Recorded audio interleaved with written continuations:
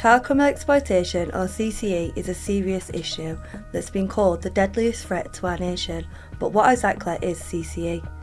CCE occurs when an adult exploits a power imbalance to control, trick, or force young people into committing crimes. Many young people involved in CCE believe they're in control, not realising they were being exploited from the very beginning. Criminals often target vulnerable young people and begin manipulating them through deception, coercion, and threats, exploiting their need for acceptance, financial support, or emotional connection.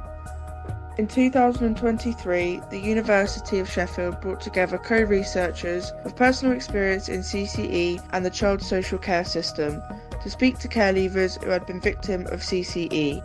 These co-researchers shared their experiences, leading to hundreds of hours of research, including interviews with 14 care leavers. Despite their unique lives, the research revealed troubling patterns among all participants. I essentially just wanted a sense of belonging, I didn't have any family. I had to look after my brothers and make sure that everybody else was okay. I never had a childhood. The love that I felt from my exploiter, I didn't want to leave that. I didn't want to have nobody in my life. The staff in the care rooms never really paid any interest, and it's like these guys are actually showing me some interest. They just came there to earn their money. They just came there to get a paycheck, and they didn't care about us. Back then, I never really liked the hostel members of staff. They never really reported me missing. I don't know how to pay my gas bill. I don't know how to pay my TV licence. Help me. There was no help at all. We were left on our own half the time, and that's where the dealers started, so pretty much I were living in a crack den at the time. We're kind of just running riot, basically doing what 16 and 17-year-olds do. If someone could have promised me that they would move me away completely so I could start fresh, then I would in a heartbeat. I think for me it was kind of just the right time to stop, and once I knew I was ready, I kind of tried my best. I remember asking people in the hostel to get me out, and all they said they could do was call the police, and all that would do would get me killed. Crackheads used to come into the house. It was horrible because I used to get abused in there sexually.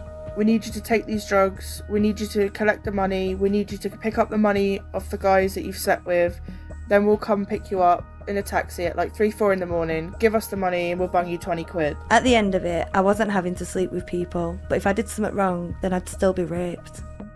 Despite the adversities they faced, many of those involved in the research are now working or volunteering to help others, turning their difficult experiences into a force for good.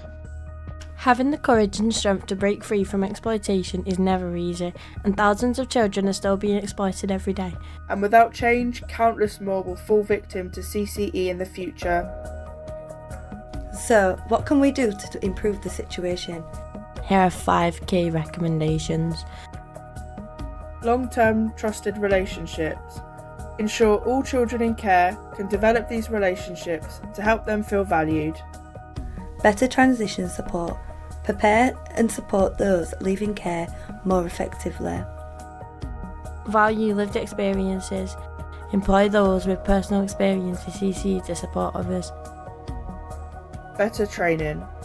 Provide specialised training on CCE for those working with children in care, especially in semi-independent settings. Address, recognise and tackle every form of CCE.